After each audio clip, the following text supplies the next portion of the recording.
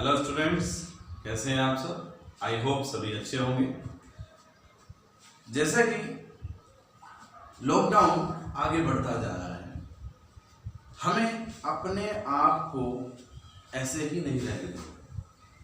हमें इस टाइम को अच्छे से यूटिलाइज करते जाना है। ओके बेटा, देखिए एक बात ध्यान रखना कि जितना हम एक वीक में करते हैं, एक डे कोई ऐसा रखें जिसमें आप अपना कंप्लीट वर्क रिवाइज कर लें।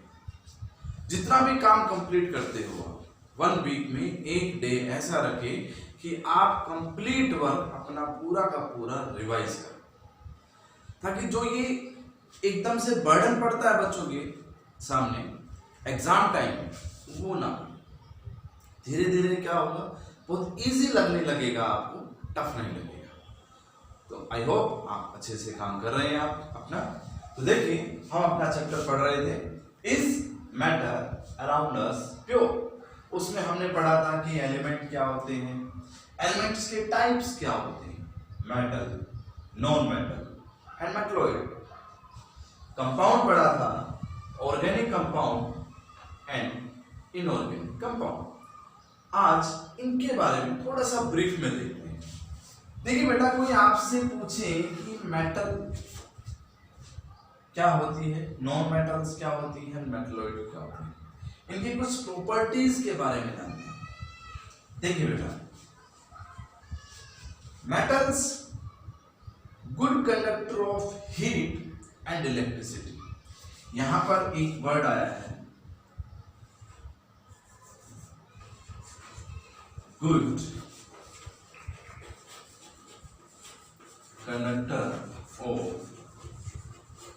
हीट।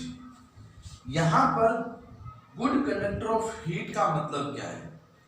देखिए बेटा, आप किसी भी मेटल को जब लेते हैं तो उसके अंदर से जब आप हीट पास कराते हैं, मीन्स उसको आप गर्म करते हैं, क्या नोटिस करते हैं कि वो मेटल आपकी धीरे धीरे गर्म होना स्टार्ट। अगर आप किसी चीज के अंदर से हीट पास आउट कराने लगते हैं, अगर वो गर्म होना स्टार्ट कर देंगे तो उसको आप क्या बोलेंगे, मेटल। जैसे कि आपने देखा होगा कि आप एक चाय वाला कंटेनर देखते हैं, चाय जब बनाते हैं तो पूरा एक मेटल का सरफेस होता है और उसका एक हैंडल भी होता है। आप देखते हो जो मेटल का पूरा कंटेनर होता है वो पूरा गर्म हो जाता है आपका, बट जो हैंडल होता है वो गर्म नहीं होता। क्यों? क्योंकि दिस इज नॉन मेटल, क्योंकि वो उसके अंदर से, उस मेटल के अंदर से हीट जा रही है, उस हैंडल के अंदर से नहीं जा रही, इसलिए वो हैंडल आपका गर्म नहीं रहता, मेटल आपकी गर्म रहती है। इसलिए metal are good conductor of heat and electricity. Good conductor of electricity कैसे है? क्योंकि जब भी किसी मेटल के अंदर से आप इलेक्ट्रिसिटी सप्लाई करते हैं तो क्या होता है, उसके अंदर से इलेक्ट्रिसिटी पास होना स्टार्ट हो जाती है, मींस इलेक्ट्रॉन्स की मूवमेंट स्टार्ट हो जाती है। जैसे कि आपने देखा होगा, अगर कोई मेटल है, कोई लोहे की रोड है, अगर उसके अंदर से हम करंट पास कराना चाहें तो करंट पास हो जाएगा, क्योंकि उसके अंदर से इलेक्ट्रॉन फ्लो कर सकते हैं। बट ऐसा ही अगर वुड के साथ करें, हम किसी लकड़ी के साथ करें तो उसके साथ ऐसा नहीं होगा। तो would is a non metal. Okay बेटा, नेक्स्ट वन, जो मेटल होती है आपकी ब्राइटर इन नेचर होती है।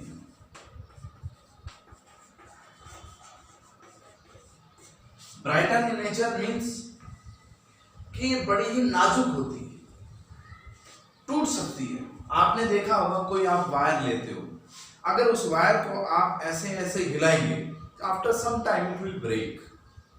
कुछ समय के बाद क्या हो जाएगी, वो ब्रेक हो जाएगी। Metal lustrous in nature.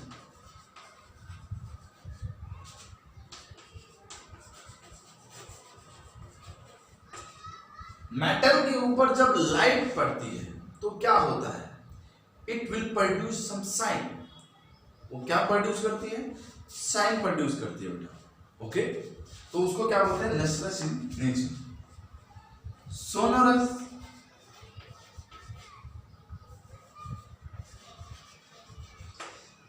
Metal sonorous in nature होती है। मींस सोनोरस का मतलब क्या होता है कि जब भी किसी मेटल को आप गिराते हो, इट प्रोड्यूस टन साउंड। आप देखिए कोई सिक्का, कॉइन आप नीचे गिराते हो तो टन की साउंड आती है। तो जितने भी म्यूजिकल इंस्ट्रूमेंट होते हैं आपके, वो सभी मेटल के बने होते हैं, कोई भी नॉन मेटल्स का नहीं होता। इसलिए गिटार है, हारमोनियम है, उन सभी के अंदर मेटल्स होती है, जिसके वजह से वो साउंड प्रोड्यूस करते हैं। ओके,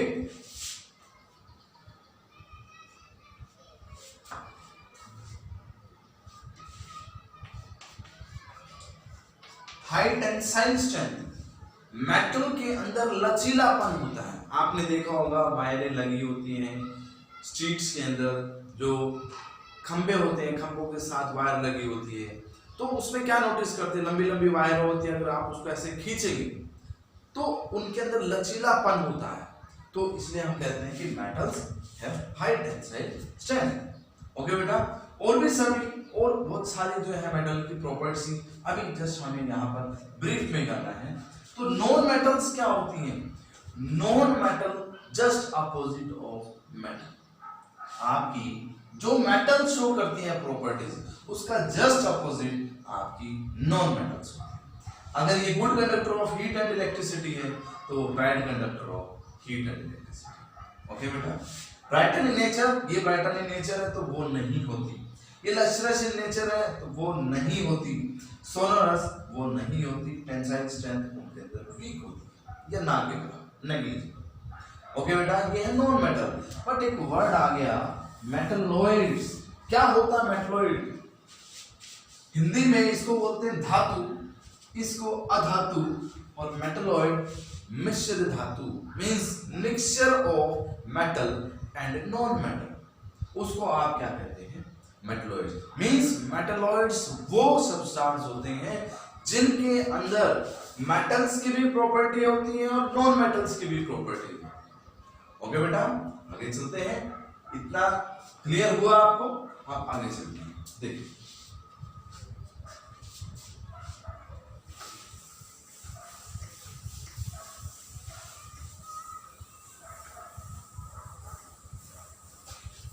हमने पढ़ा था कि compound different element combine to form a compound. It is of two types, first one is organic and other one is inorganic compound. हम ऑर्गेनिक कंपाउंड की बात करते हैं कि ऑर्गेनिक कंपाउंड कौन से कंपाउंड होते हैं? देखिए बेटा, those compounds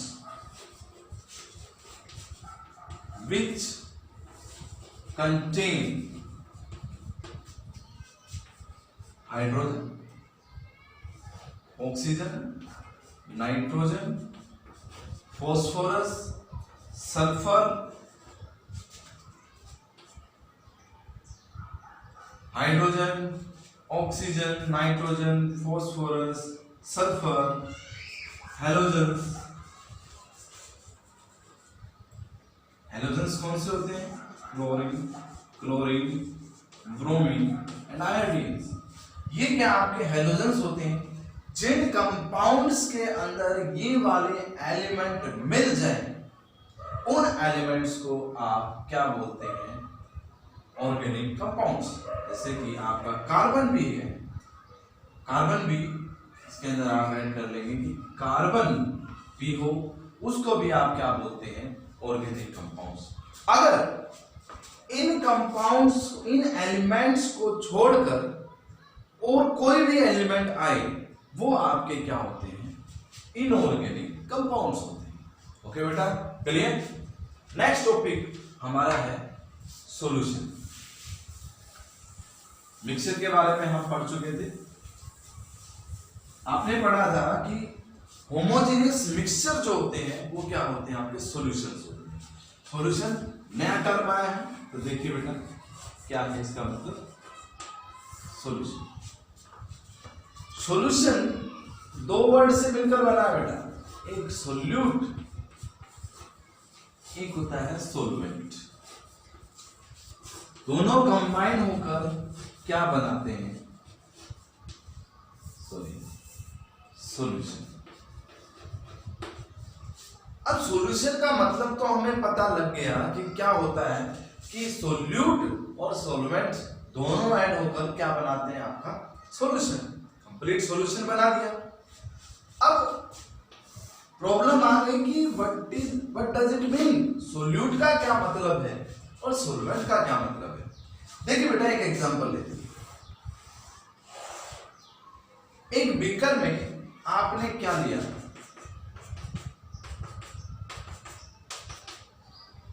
वाटर लिया और कुछ शुगर पार्टिकल उसके अंदर आपने डाल दिया। अभी आपने उसको स्टर नहीं किया, उसको डिसॉल्व नहीं किया, बस डाल दिए। अब आपसे एग्जामिनर पूछते हैं कि बेटा सोल्यूट क्या होता है, सॉल्वेंट क्या होता है और सॉल्यूशन क्या होता है, बताएं। देखिए बेटा सॉल्यूशन के अंदर वो सब्सटेंस, क्या बोला, सॉल्यूशन के अंदर वो सब्सटेंस जो कम अमाउंट में प्रेजेंट होता है उसको आप क्या बोलते हैं, solute. those substance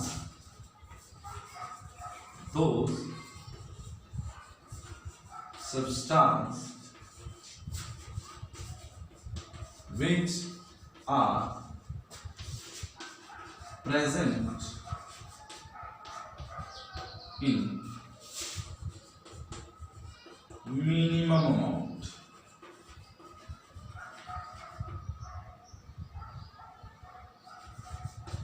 in solution, जो आपका सॉल्यूशन के अंदर कम अमाउंट में प्रेजेंट हो उसको बोलते हैं क्या, सोल्यूट। सेकेंड, सॉल्वेंट क्या होते हैं, दोज सब्सटेंस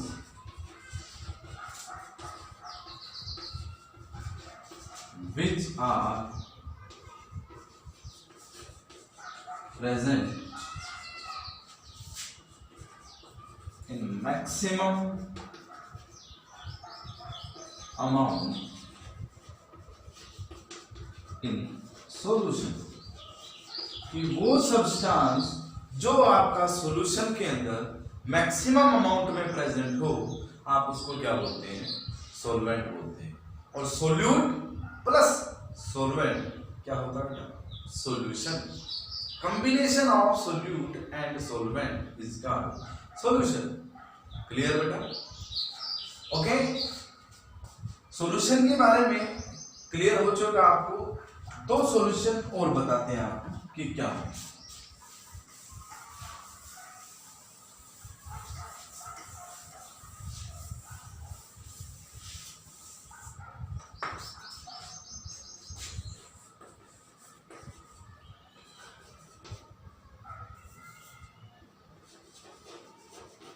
एक्वस सॉल्यूशन क्या होता है और नो एक्वस सॉल्यूशन क्या होता है। देखिए बेटा एक्वस सॉल्यूशन वो सॉल्यूशन होता है जिसके अंदर आपका सॉल्वेंट क्या हो, सॉल्वेंट इज वाटर। सॉल्वेंट क्या हो, वाटर हो, उस सॉल्यूशन को आप क्या बोलते हैं, एक्वस सॉल्यूशन। और नॉन एक्वस किसको बोलते हैं, जिस सॉल्यूशन के अंदर solvent is other than water, water को छोड़कर और कोई भी हो आपका, that is non aqueous solution. आपने पढ़ा होगा कि एक डाइल्यूट सॉल्यूशन होता है, कंसंट्रेटेड सॉल्यूशन होता है। तो डाइल्यूट सॉल्यूशन बेटा उसको बोलते हैं जिसके अंदर मैक्सिमम अमाउंट में वाटर प्रेजेंट हो और कंसंट्रेटेड सॉल्यूशन उसको बोलते हैं जिसके अंदर मिनिमम अमाउंट में वाटर प्रेजेंट हो। ओके बेटा, आई होप सभी को क्लियर हुआ होगा। ओके, और अच्छे से अपनी प्रिपरेशन कीजिए बेटा, ठीक है। Don't take tension, be tension free.